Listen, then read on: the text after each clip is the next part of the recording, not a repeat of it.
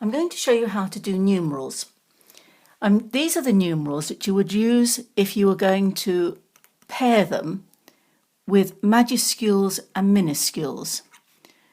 So the number 0 or 0 goes between the lines for x height.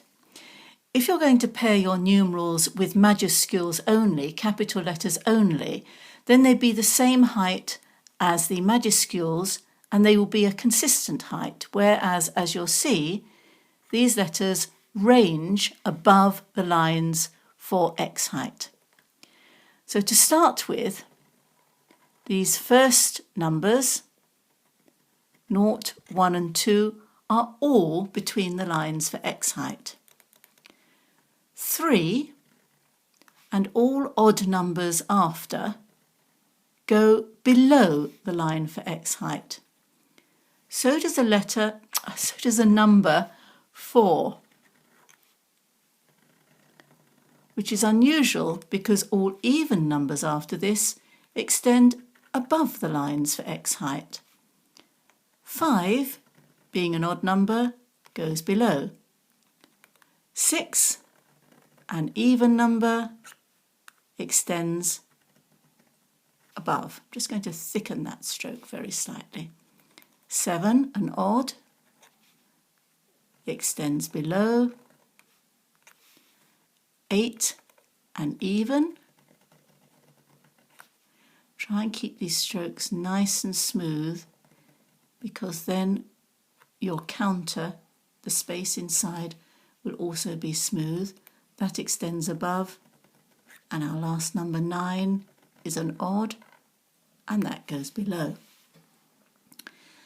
An ampersand extends above the line for x height, and an ampersand represents the letter and. And it's quite a useful symbol to use if you've got a number of invitations, for example, Mr. and Mrs. and so on.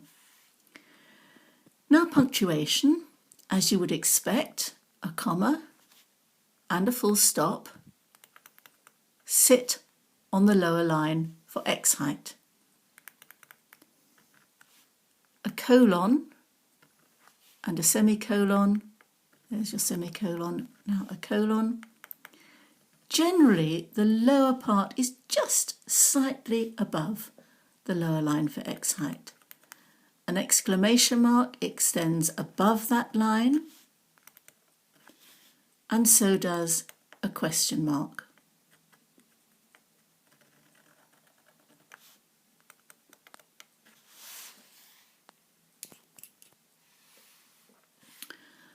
An apostrophe is above, as are speech marks.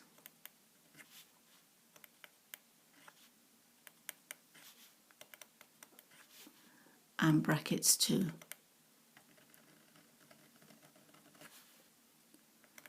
Actually, that wasn't a very nice ending on that bracket. Let me just do that first one again. That's better.